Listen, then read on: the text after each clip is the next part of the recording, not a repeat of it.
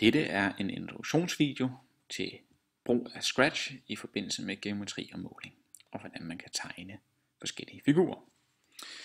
For at gøre det lidt sjovt og pænt at se på, kunne vi starte med at se, om vi kunne lave en baggrund. Jeg vil gerne have, at vi prøver at finde noget matematikrelateret, så jeg vælger den her nede, der hedder et XY-grid, der kunne være, som er et koordinatsystem. Derefter så synes jeg, at min sprite han fylder lidt for meget. Så jeg går ind her, klikker på min sprite, i kostymer, markerer ham, og trækker i hjørnet og gør ham mindre. Upti. Nu vil jeg så faktisk godt lige rykke på ham, så han står i midten. Så vi har det korrekte startpunkt her.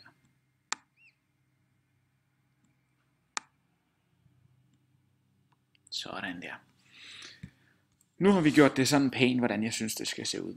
Og vil gerne starte med at få dem til at tegne en figur. Det vi kan starte med, det er at sige, at vi vil gerne have, at der skal ske noget til at starte med. Det kunne være, at den resetter. Den starter simpelthen, rydder alt, hvad vi har fået den til at gøre, så man kan gøre det igen og se den en gang til. Det kan jeg godt lide at gøre ved at bruge det grønne flag. Det er det her heroppe. Og når der gør det, jamen så skal den gå til startpunktet.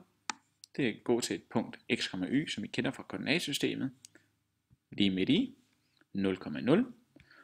Og hvis jeg har brugt noget til at tegne firkant med, så kan vi jo selvfølgelig rydde den firkant.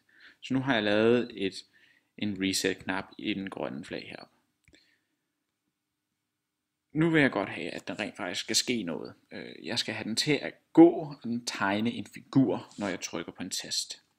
Så jeg siger en hændelse, der siger, når du trykker på, så kan jeg vælge, hvilken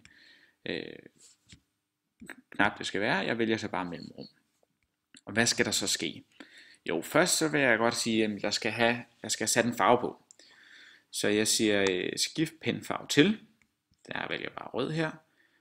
Og så vil jeg godt have en penstørrelse. Man kan jo prøve sig lidt frem efter, hvad størrelse man synes. Jeg tror, jeg starter med at prøve på 3. Og så ser, hvor tyk stregen er. Man skal jo gerne kunne se den, men den skal også gerne kunne vise, hvilken figur den er. Så den må heller ikke være alt for tyk.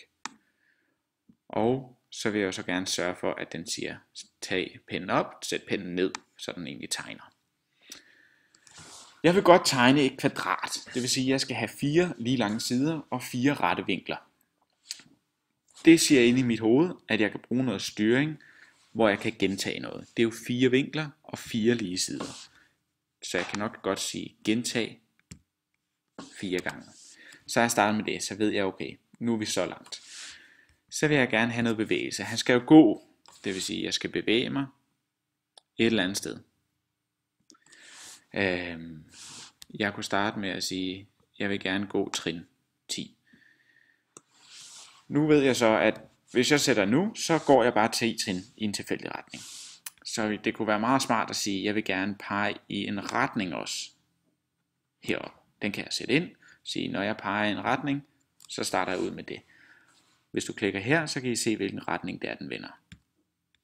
Jeg siger bare 90 mod højre, som han står nu. Så sætter den farven til rød, størrelsen til 3, og sætter pennen ned, når jeg trykker på mellemrumstasten. Plus at 4 gange går den 10 trin. Jeg vil så godt have, at jeg går nogle små trin rigtig mange gange, så at man kan se ham gå, så han ikke bare springer. Det vil sige, at jeg vil gerne have, at han går 2 trin, og det gør han alt afhængig af, hvor lang jeg vil have mine sider til at være. Lad os sige, at jeg vil have den 100 trin lang.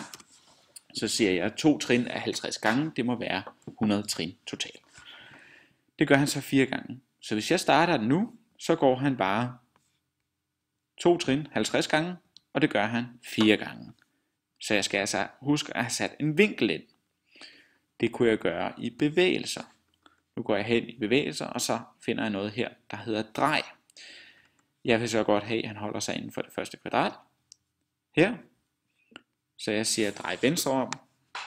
Efter du har gået 100 skridt, så vil jeg gerne have, at du drejer, som I kan se her. Det går ikke. Jeg skulle nok have sat ind, at det er en ret vinkel. Nu prøver jeg at klikke på mit flag, se om han starter. Det gør han. Jeg kunne også sætte par i retning heroppe.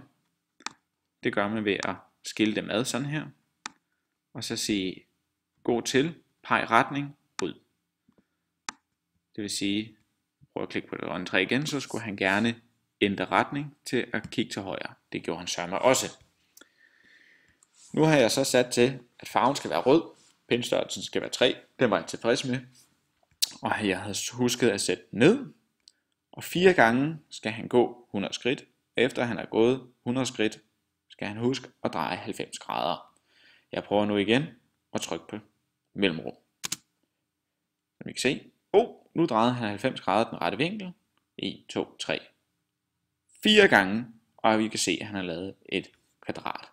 På den måde så kan man få et program i programmering til at lave forskellige figurer.